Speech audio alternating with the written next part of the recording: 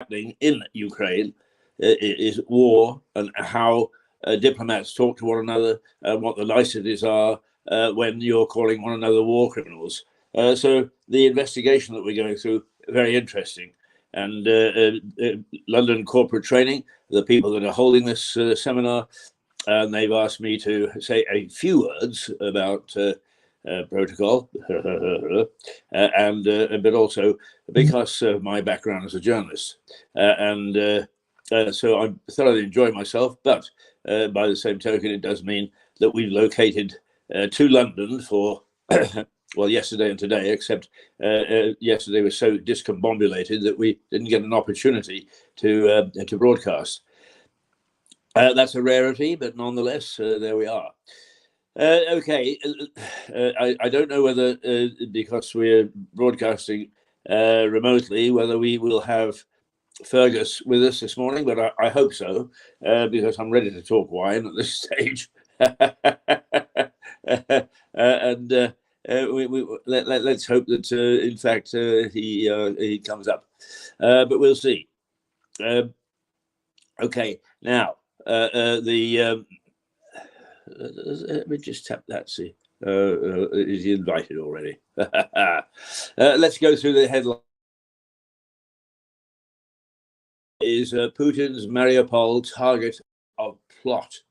And basically, they're saying that that there is a plot to reveal 117 billion of global assets linked to the Russians that are in Mariupol, and that there is sort of in under-the-counter goings on. Well, I'm quite sure that really war throws up all sorts of plots, because much as we may go tut tut tut, lots of people benefit from war. They make a lot of money, particularly from the arms industry, but there are many other ways of breaking embargoes and so on. And there are people simply without a conscience who will do that. While you and I, good, respectable citizens, say, oh dear, oh dear, oh dear. But it goes back to what I said in the beginning is, hey, come on, why don't we actually get a bit more confrontational? I had an interesting chat yesterday to a couple of diplomats, and they agreed that while sanctions work to some extent, in other ways they do not, because first of all there are ways around, and secondly because of the fact that the person or the country imposing the sanctions suffer worse than the receiver of those sanctions. Is in Moscow, Putin doesn't care whether he's re-elected. He's in charge, and that's it. They will do as he's told until he's removed one way or another. Whereas our own politicians have to be very careful that they don't make life so uncomfortable for their voters that when it comes around to being elected or re-elected, that they actually lose the sympathy of the people that they're supposed to represent. I mean, that was the case with Churchill, who steered us through the war, but people were fed up with the privations. And Churchill was very much still a blood, sweat and tears man. Well, as it turned out, we went through blood, sweat and tears for another almost a decade before seeing the doors opening, and a bit more things like sweets and coal and petrol coming onto the market. We had to do without for a long time. So people are very aware of that when they impose sanctions. So the Times says that there is a threat to go. Putin threatens civilians to break Mariupol's spirit. Basically what he said is there's a war of attrition. He's going to keep on smashing rockets into them until they give in, because Mariupol still hasn't fallen, and it's in fact driven out Russian troops, but there is bitter fighting there, and I think both Putin and the rest of the world are somewhat surprised at how tough the Ukrainians have turned out to be. Russia accused of fuel duty cut. Don't be a fuel rishi. Russia accused of genocide, and there's a fuel duty cut. That's the Times and the Sun. That basically that fuel duty cut that I just described to the Russians isn't at all. It is the government is saying perhaps they'll cut the duty on fuel during the war so that we can get going. And that is the Times and the Sun. If you see me gaze occasionally at the screen, it's because little things flash up, and they are quite good news items. Let's see, the Observer is anger at Johnson's hypersonic missile. Everybody now talking about using these really awful things that are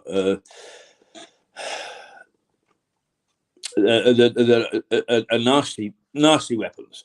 They are nasty weapons, and it's difficult to really start to think that this is a civilized war. It's not. Well, no war is civilized, of course, but the words are getting as bad as the actions, and the papers are reflecting that. The domestic news about P&O and so on is getting in the way, if you like. I shouldn't say that. I don't take it lightly. The fact is that we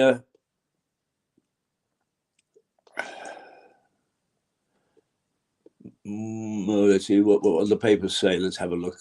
The Daily Mirror and the Sun report Ali Harbour Ali carried out years of research on high-profile targets, including communities, and levelling up Secretary Michael Gove. And as a consequence, they're saying, hey, we better be careful because it looks as though Gove might be a target. In fact, the one paper, the Daily Mail, I think it is, it says the MP killer had Gove as a target. They're talking about a man who has just been thrown into jail. I'm not sure I'll find out his name. A jihadi fanatic who the chap that stabbed Sir David Amos to death 6 weeks or so ago, say Gove was the real target. Very interesting. A mission to save team who revealed Putin's war crimes to the world. That's in the Metro. The Times, I'm looking at an unfamiliar page at the moment, so forgive me if I'm struggling a little bit. The Times says Russian forces have stepped up their assault on the city of Mariupol and threatened civilians in an effort to break Ukrainian resistance. Well, they've been targeting civilians from everything that seems to be coming out. They indeed have been just checking to see whether, in fact, we've got. No, we haven't. It's because I think it's remote to remote. Poor old Fergus, he's got up very early to appear, and we've had problems for the last 3 weeks. Well, he never has actually appeared here as a guest. We do miss him because he's very good. Russian troops have opened fire on peaceful protesters in the captured city of Kherson, according to the I newspaper. And Russian troops turn on protesters. So the Daily Telegraph reports Italian authorities have been urged to seize a £500 million super yacht, which is allegedly owned by Vladimir Putin. While The Guardian says more than $17 billion of global assets have been linked to Russians with alleged ties to Putin.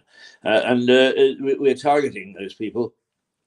We are actually taking their money away on the basis that if they're that close to Putin, they'll tell them to quit because they are being impoverished.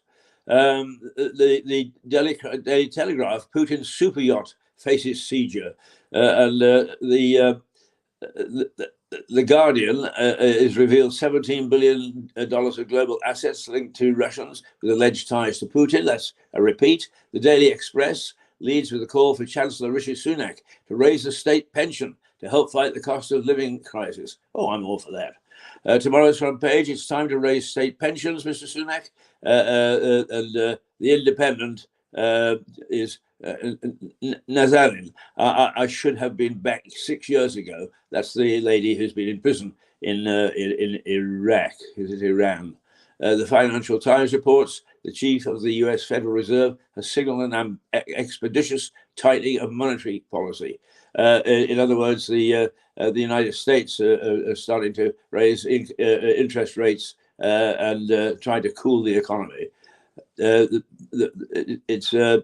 I just published front page of the Financial Times, which has been updated on the web, that is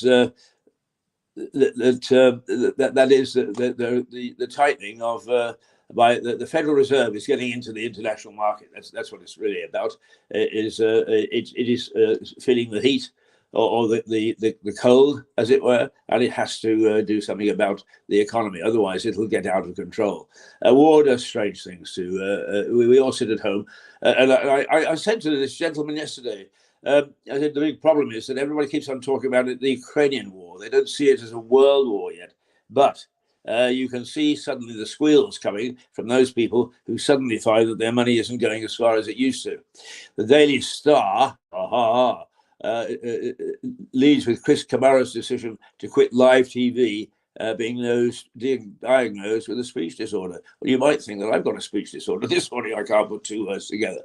But the fact is, I've got Parkinson's, and sometimes my mouth is so dry I can barely speak. But it's okay because it makes me more determined to do things. And I still very much like to speak in public. Not because I'm necessarily a show-off, some people will say, but because it gives me the opportunity to use my vocal cords, my vocabulary, and everything else about public speaking or private speaking for that matter, which is the basis of communication.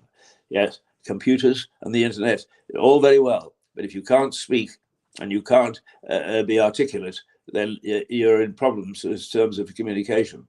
I remember very clearly one of the great Canadian broadcasters, a chap called Ted Reynolds, who was a really first-class sports commentator, telling me that in his early days and before they had things like audio tape, there's no videotape, audio tape, he interviewed a boxer live, and every question that he asked is the man just did this, and that was on live radio. You can imagine the problems that he had.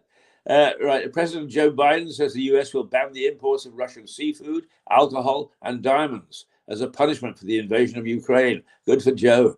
I must say that I think everybody's disappointed with what the United States is doing in terms of leadership. It doesn't necessarily have to make its jets face Russian jets. That's not what we're saying. But the perceived lack of action by the West is taken by Putin. I can assure you, because I've spoken to some Russians about it, it's taken by Putin to a sign that we won't do anything, and that he will keep on pushing the boundaries. Now, pushing the boundaries is one thing. Part of the problem is that he's pushed the boundaries in Ukraine, and one military expert says what he's done is he's spread himself too thin. So whereas he thought he was going to go through the country like a knife through butter, he's stalled. So now he's got to go back to plan B. And his plan B is as vicious as plan A, because what he's doing is he's using these super weapons and already has bombed several public buildings. One, I think, was a library, and he claimed that some weaponry was hidden there. That's all very well, but how the hell does he know? And how will he justify it? And the war criminal term keeps on coming up. It does. It keeps on coming up. Anyway, that's a very not a good this morning reflection of what's in the press. Let me just go back to this business of a perception, because a lot is made of perception, particularly in the communications industry. Is you perceive, let's take yourself, you perceive yourself to be a kindly, nice father-like figure who is generous and pleasant and good company and so on, only to find out that the reality is that people think that you're standoffish, rude, withdrawn, and can't put two words together. So the perception of one and the reality of the other don't match. So we've always got to be aware of perception. And Putin is one man that, if he is aware of the perception, is doing nothing about it. He is single-minded, and on he goes. Now, is there anything wrong with being single-minded? Yes, there may be something wrong with Putin's single-mindedness in as much as he is using rockets against defenseless people. In war, it's fine, but his war has become a war against civilians as well. And he is, or at least the Kremlin, which is his mouthpiece, has very clearly said, it's too bad if they get in the way. We understand that there's some arms hidden there, and there's a tank under a tree there. And so what we're doing is we're flattening the tank. And if in fact a few hundred civilians get in the way, tough. No, that's a bit naughty, and more than naughty, it is leading to a charge of war criminal. All this is going on, and to be quite honest with you, you can talk to many people. I'm always interested in listening in on conversations on the underground. I mean, that's why I make my living, is by reflecting what's going on in the world. And one of the things that I notice is that people are talking about all sorts of things except for the war in Ukraine. And they do say the war in Ukraine. But that really isn't good enough. We've got to come to the realization that we're involved in this war, whether we like it or not.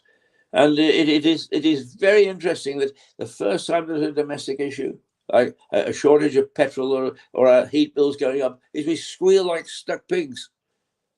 And at the same time, we're putting roses on buildings in the blue and yellow of Ukraine and saying, we're behind you. Hey, absolutely wonderful. You know, the fact of the matter is, it's easy to do that.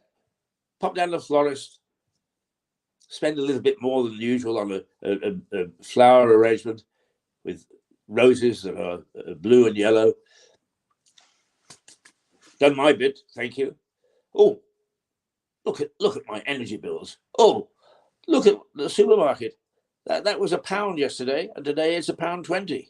Oh, that's our reaction so far to the war. Yes, there are people that march who are anti-war. They'd march anyway. But the lack of realization that this war is likely to be a global war, particularly because there is a very narrow line now between Russian troops invading Ukraine and the Polish border. And the Poles have made it quite clear. If Putin steps over the line, that they will immediately go on war alert.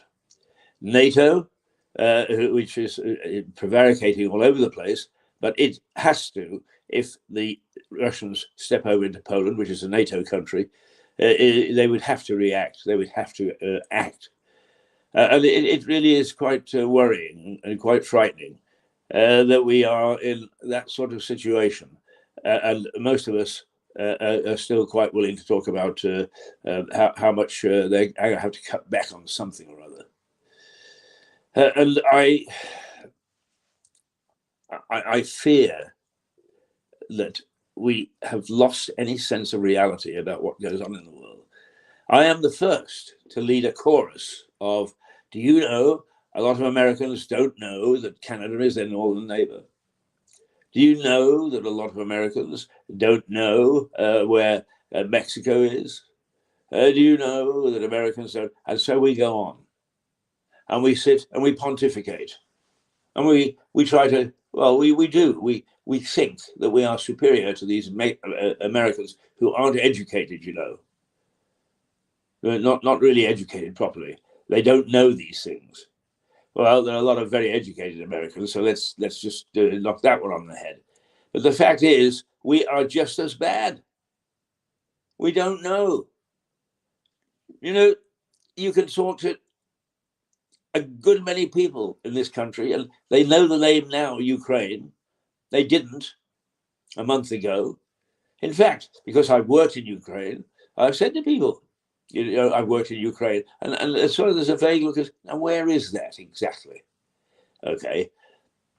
If you ask me about South American countries, I have the same problem. I know that the country exists, but I couldn't pinpoint it for you exactly.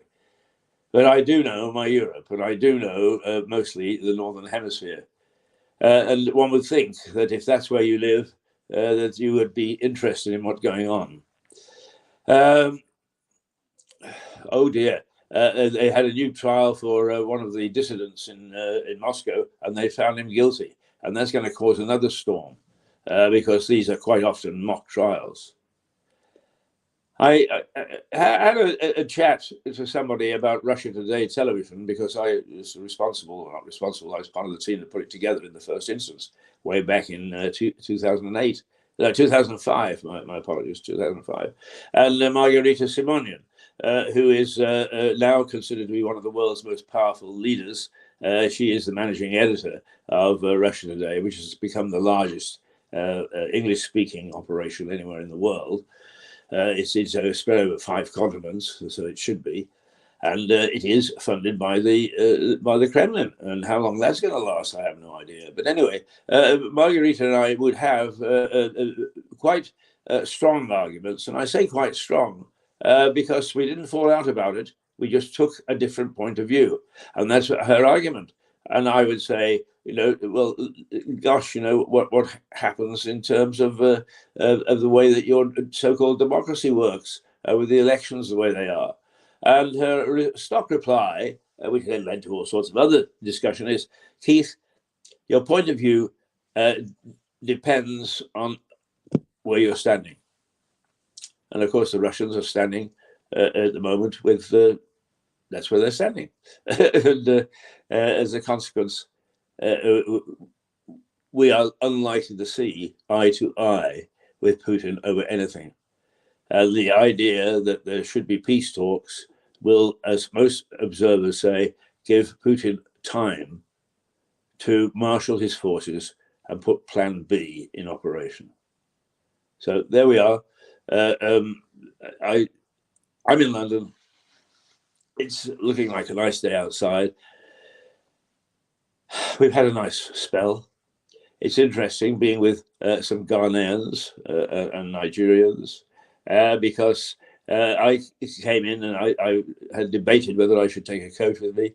I came in and lo and behold, they are shivering. They're used to such a hot climate. They're shivering. We're cold, even though the heating was on. So that shows the differences in some ways, that the differences in perception as to what is a good summer and what's not. I'm not going to ramble this morning. I've got lots of other things to do because we have got so far a very successful training program, and we want to make sure that carries on today. So that's it for the moment.